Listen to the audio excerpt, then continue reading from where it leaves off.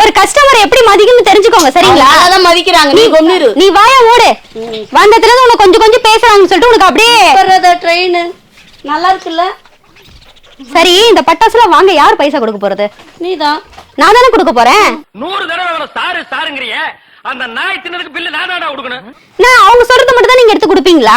Hello ma'am, நீங்க தான் பைசா payment பண்றதா? நான் தான் இருக்கீங்க. வாங்க, உங்களுக்கு என்ன வெடி வேணும்? கூலா இருங்க, என்ன வேணும்னு சொல்லுங்க. வந்ததுல இருந்து அதுதாங்க நானும் கேட்டுட்டு இருக்கேன். மேம் இந்த ட்ரெஸ் ரொம்ப சூப்பரா இருக்கு மேம், நல்லா இருக்கு மேம். எங்க வாங்குனீங்க மேம்?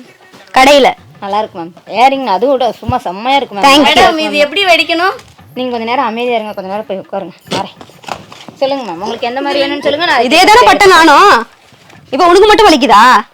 சொல்லுங்க எந்த மாதிரி வேணும்னு சொல்லுங்க. மேடம் ஏத்த மாதிரி. இல்ல நீங்க யாருக்கு தான் இப்ப பட்ட இருக்கீங்க? எவ்வளவு அழகா இருக்கீங்க. என்ன அழகுன்னு சொல்லி காரியத்தை கரெக்ட் பண்ணிக்கலாம்னு பாக்குறியா? அது எனக்கு தெரியும் மேடம். நான் என்ன கேட்க வரேன்ட்டு அதை நீங்க கேட்கவே மாட்டீங்களே. சரி சொல்லுங்க மேம். நீங்களே பேசிட்டு இருக்கீங்க.